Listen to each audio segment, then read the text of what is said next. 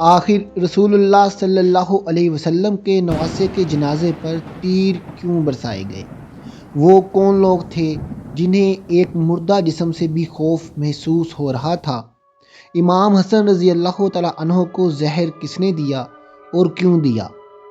کیا یہ صرف ایک شخص کی شہادت تھی یا ایک پوری امت کی سیاست کا المیہ؟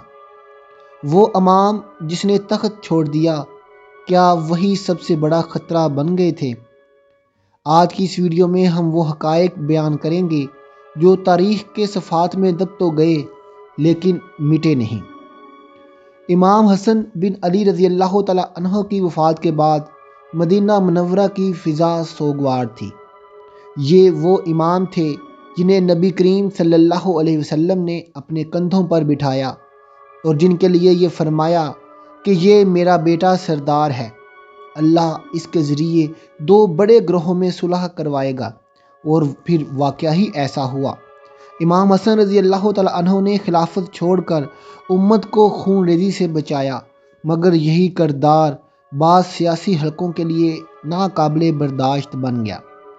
جب امام حسن رضی اللہ تعالیٰ عنہ کا جنازہ اٹھا تو آپ رضی اللہ تعالیٰ عنہ کی وصیت کے مطابق فیصلہ ہوا کہ جنازہ پہلے روضہ رسول صلی اللہ علیہ وسلم کے قریب لے جایا جائے گا، اگر اختلاف نہ ہو تو وہیں تدفین ہو، ورنہ جنت البقیع میں کی جائے۔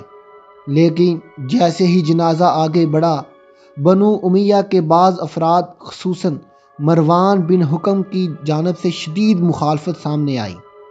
ان کا موقف یہ تھا کہ اگر امام حسن رضی اللہ تعالیٰ عنہ کو رسول اللہ صلی اللہ علیہ وسلم کے پہلو میں دفن کر دیا گیا تو یہ بنی امیہ کے سیاسی بیانیے کے خلاف ہوگا۔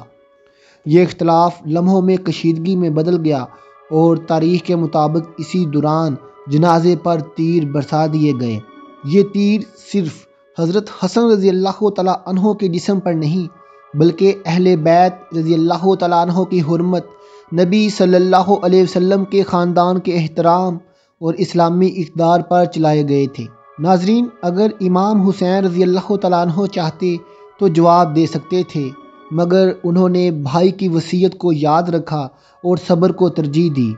یوں ایک اور ممکنہ خون ریزی رک گئی اور امام حسن رضی اللہ تعالیٰ عنہ کو جنت البقیع میں دفن کر دیا گیا۔ لیکن تاریخ میں یہ سوال ہمیشہ کے لیے ضبط ہو گیا کہ آخر ایک جنازے سے کس کو اتنا خوف تھا؟ ناظرین، امام حسن رضی اللہ تعالیٰ عنہ کی شہادت تلوار سے نہیں بلکہ سازش، لالچ اور خاموش زہر سے ہوئی۔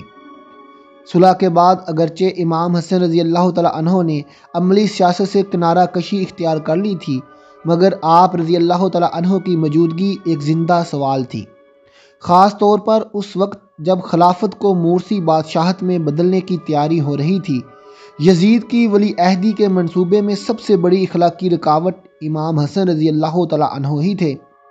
اسلامی تاریخ کے کئی معتبر مصادر کے مطابق امام حسن رضی اللہ تعالیٰ عنہ کو آپ رضی اللہ تعالیٰ عنہ کی زوجہ جدہ بنت الاشد کے ذریعے زہر دیا گیا، جسے دنیاوی فائدوں اور وعدوں کے جال میں پھنسایا گیا۔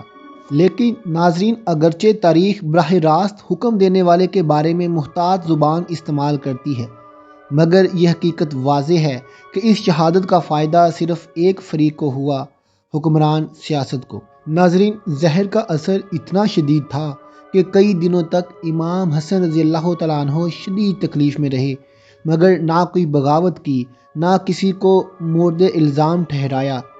آپ رضی اللہ تعالیٰ عنہ جانتے تھے کہ اگر اس موقع پر بھی رد عمل دیا گیا تو امت پھر ایک نئی خانہ جنگی کی طرف چلی جائے گی۔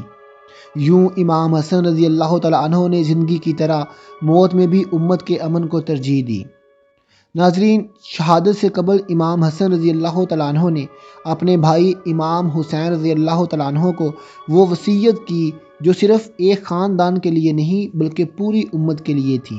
آپ رضی اللہ تعالیٰ عنہ نے فرمایا، اے حسین، میں جانتا ہوں مجھے زہر دیا گیا ہے، مگر اگر میرا قاتل سامنے آ بھی جائے تو کسی بے گناہ پر ہاتھ نہ اٹھانا اور میرے جنازے یا میری موت کی وجہ سے ایک قطرہ خون بھی نہ بہنے دینا۔ یہ الفاظ امام حسن رضی اللہ تعالیٰ عنہ کی اس عظمت کا ثبوت ہیں جو اقتدار میں نہیں بلکہ کردار میں نظر آتا ہے، اور ایک ایسا امام جو زندگی میں تخت چھوڑ دے اور موت میں بھی کسی سے بدلہ نہ چاہے، وہی دراصل محمد صلی اللہ علیہ وسلم کے اخلاق کا حقیقی وارث ہے۔ ناظرین، امام حسن رضی اللہ تعالیٰ عنہ کی یہ ویڈیو اور یہ کہانی ہمیں یہ سبق سکھاتی ہے کہ اصل فتح حکومت حاصل کرنا نہیں بلکہ ضمیر کو زندہ رکھنا ہے۔ آج اگر ہم حضرت حسن رضی اللہ تعالیٰ عنہ کے راستے کو سمجھ لیں تو شاید امت کو ایک اور کربلا نہ دیکھنا پڑے۔ ناظرین، اگر آپ چاہتے ہیں کہ تاریخ کو صرف سنا نہیں بلکہ سمجھا جائے تو ابھی میرے اس چینل کو سبسکرائب کریں اور اس ویڈیو کا لنک دوسرے لوگوں میں شیئر کریں۔ ملتے ہیں آپ سے اگلی ویڈیو کے ساتھ، اپنا خیال رکھیے گا، اللہ حافظ۔